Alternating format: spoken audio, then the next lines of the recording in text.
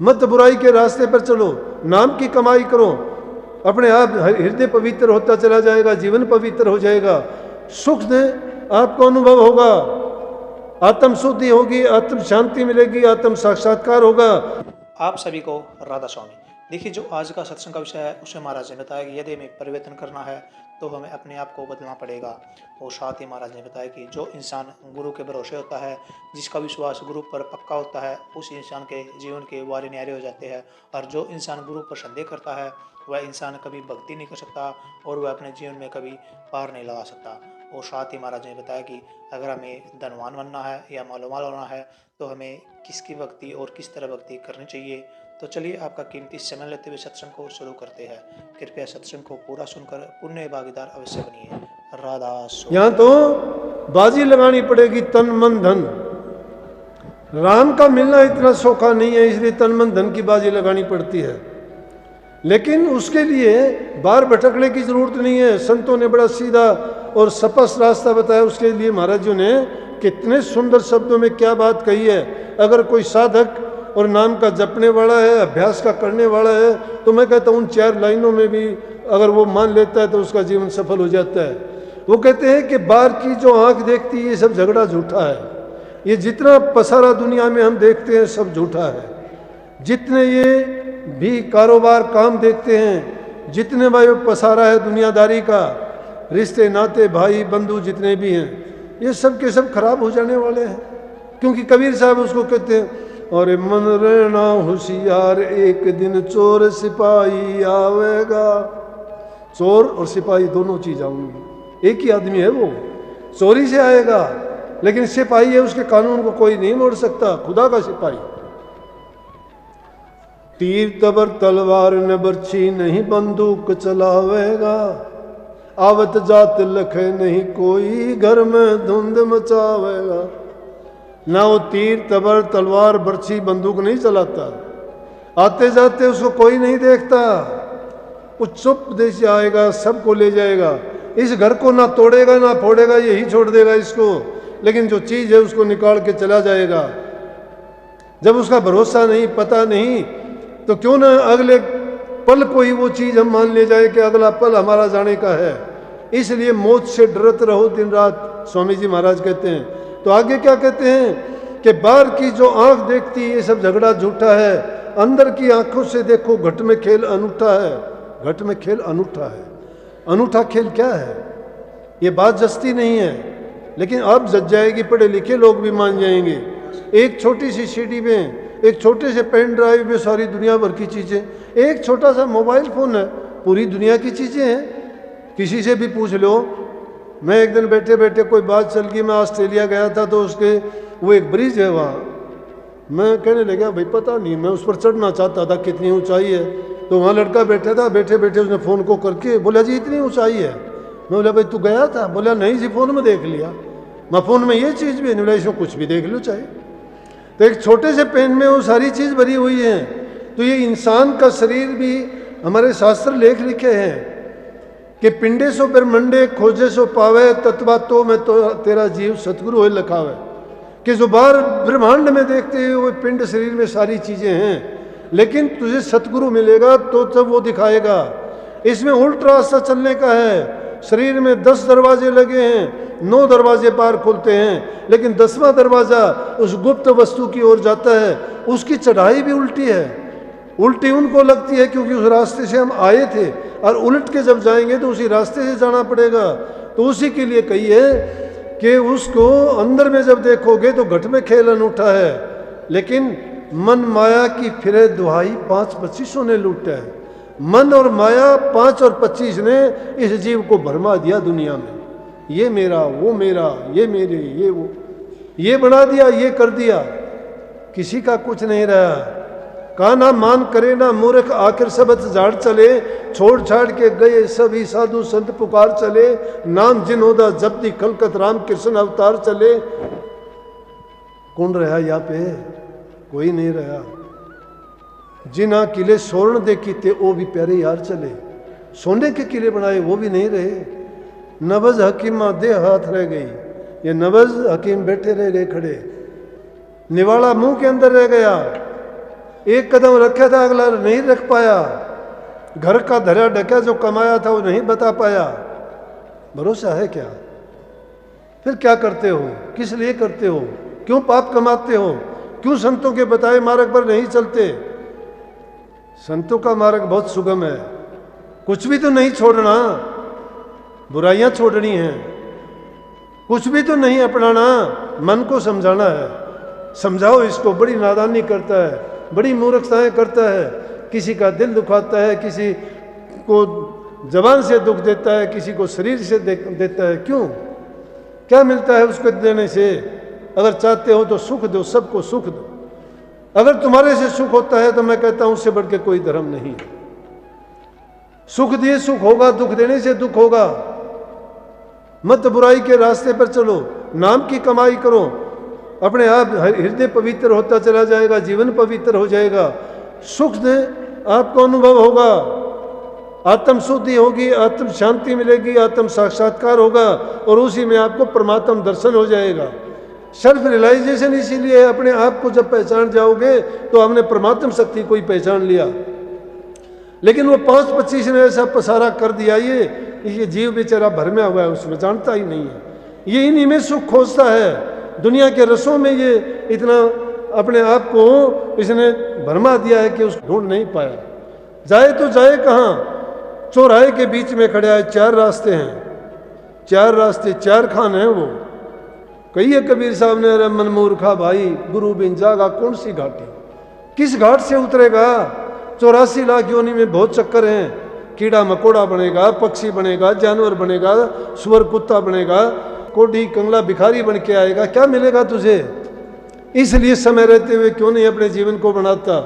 इसलिए संतों ने शब्द की भक्ति बताई। शब्द की भक्ति में सूरज शब्द का योग बताया। सूरज शब्द के योग में क्या करना है कि अपने घर में रहते हुए ही अपनी आत्म शुद्धि करनी है, सत्य के रास्ते पर चलना है, गुरु के वचन की पालना करना है, गुरु की आज्ञा में बरतना है और उनके उपदेश के अनुसार अपने जीवन को ढालना है। गुरु आज्ञा जिसने अपना ली, समझो कि गुरु भक्ति उसकी पूरी होगी, क्योंकि गुरु आपकी बेहतरी के लिए, आपके जीवन को बनाने के लिए और इसी जीवन में आपको इस जन्म मरण से छुटकारा दिलाने के लिए वो उपदेश करते हैं। और सूरज शब्द के योग से बढ़ के कोई योग नहीं है। कोई योग तुम्हारे शरीर की शुद्धि के लिए है, कोई तुम्हारे दूसरी शरीर की जो जरूरत है उनकी पूर्ति हेतु है, कोई रोगों से उनसे बचाने के लिए है, लेकिन सूरज शब्द का योग आत्म शुद्धि के लिए है। तन की शुद्धि बार से, जल से कर लोगे और दूसरे साधनों से कर सकते हो। कपड़े की शुद्धि तुम पानी से धो के कर सकते हो, या ज़्यादा मैले हैं तो कोई साबुन सोडा लगा के साफ कर सकते हो, लेकिन मन की मलिनता तो संतों के उपदेश के बिना कोई दूसरा रास्ता नहीं कि इसको साफ कर दे। इसलिए संतों की शरण में जाके उनका उपदेश ग्रहण करो, संतों के सामने जाके आंखों से उनके दर्शन करो, कानों से उनके उपदेश को सुनो, हृदय के दरवाज़ों को खुला रख के उन उपदेश को उसके अंदर रखो।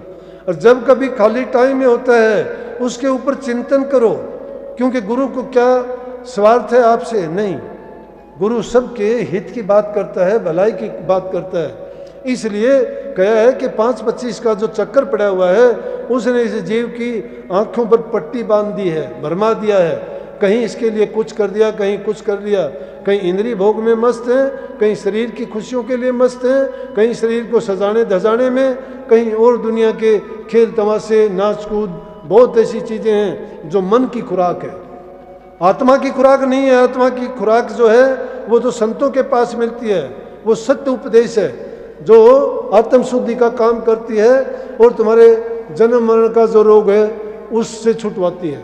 इसलिए उसमें आगे आखिरी लाइन में कही कि तारा चंद भव सागर तिर के सतगुरु सिर पर खूंटा है। सतगुरु रूपी खूंटा जब मान लेते हो, जब पशु कोई होता है इधर उधर भागता है, उसका रस्सा डाल के खूंटे से बांध देते हो, पशु ज़्यादा दूर नहीं जा सकता क्योंकि बंधा हुआ है वो।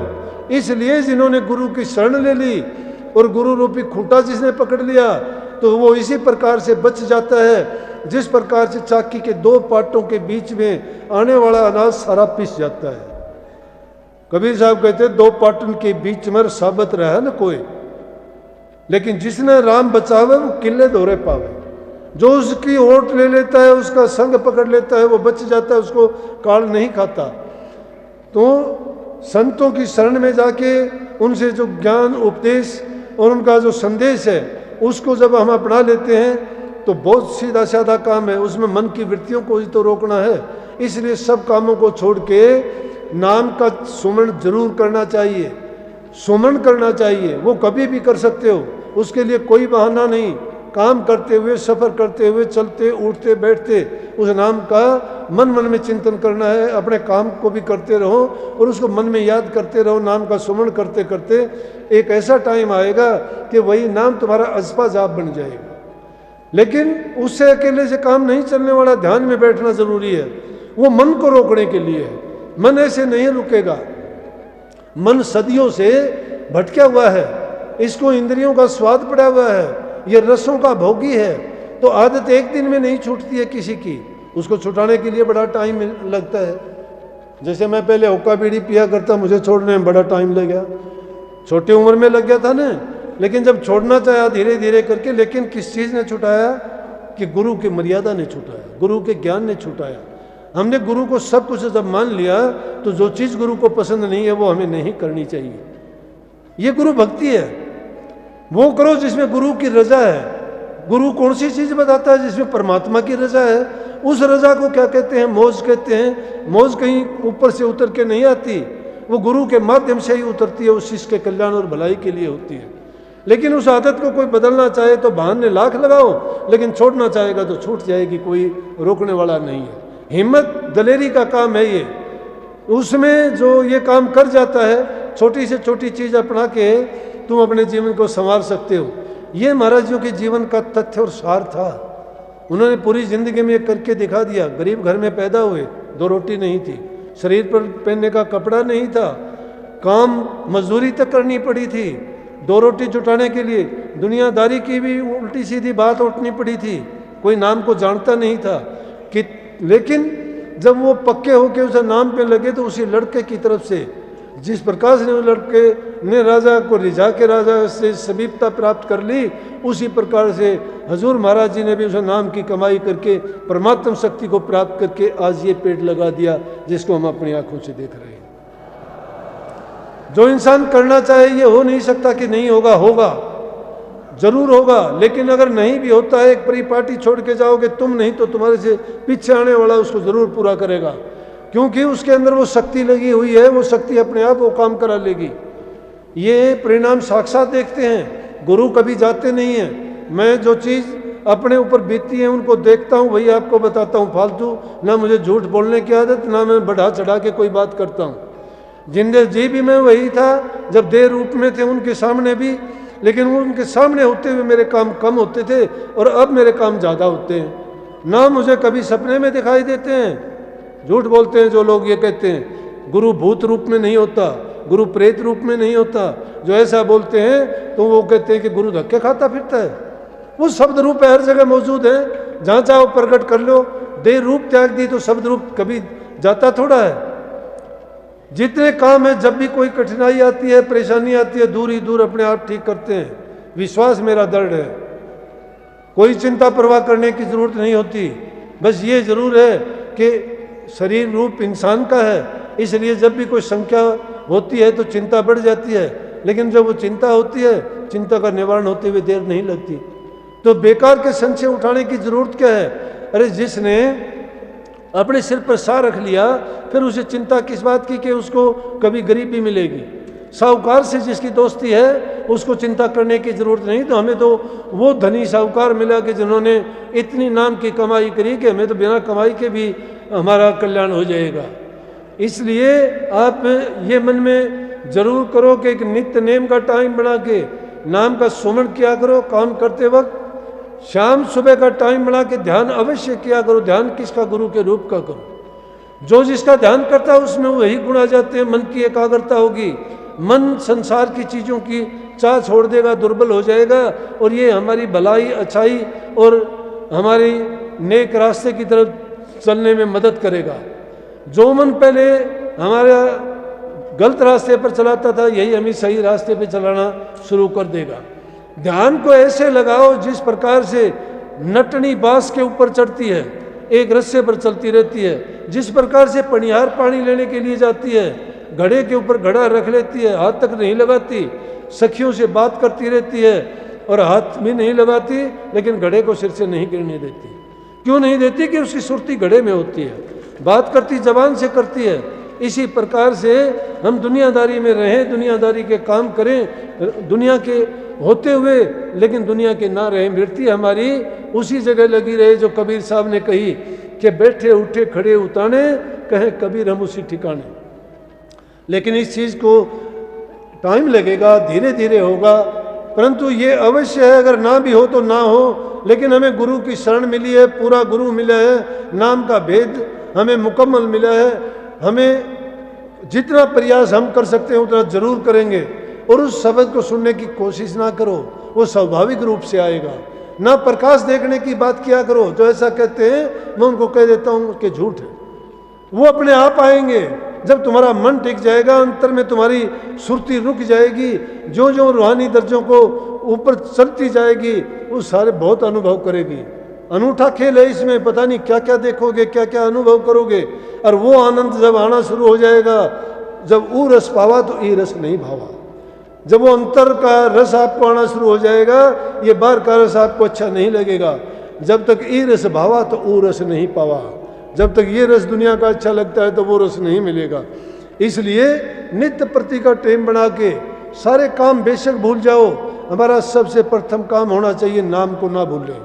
नाम की कमाई नहीं करोगे, धोखा खाओगे, जीवन व्यर्थ चला जाएगा, वक्त गुजर जाएगा, पछतावा रह जाएगा, फिर धक्के खाएंगे, फिर 84 में आएंगे, गंदी मंदी योनि भोगेंगे, कर्म का भार सिर पर रहेगा। ढोते ढोते कितनी योनि हमने भोग ली और आगे फिर उसी कीचड़ में दलदल में फिर फंस जाएंगे, तो कौन हाल होगा जीव का। इसलिए अच्छे काम करने के लिए हमेशा तैयार रहो।